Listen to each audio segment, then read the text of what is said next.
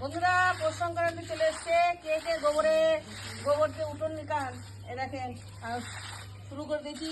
সব ধোয়া কাঁচা সব পরিষ্কার কমপ্লিট। এবার গোবরটা দিচ্ছি। রাত বাকি পিঠে সব রাতে বানাবো। কার কার নিয়মে আছে, আমাদের তো আজকেই বানাতে হয়, অনেকে কালকে বানায় 14 তারিখে, আর আমাদের 13 তারিখে রাতে বানায়, আর 14 তারিখে নিয়মটা করে। গোবর দিতে তো হয় বাড়িতে, একটু অনেকদিন দেওয়াও হয় না। তো দেখুন, ভিডিওটা ভালো লাগলে অবশ্যই লাইক করবেন, শেয়ার করবেন। আর এই উঠোনটা দেখুন কম বেশি দেখা ঘুরিয়ে একটু এ দেখেন এতটা দিয়ে এসেছি। এবার বসে বললাম, আর পাচ্ছি না দিতে। দেখেন কেমন হয়েছে গোবর দেওয়া, কমেন্ট করবেন বন্ধুরা। আর কারা কারা এভাবে গোবর দেয় উঠোনে।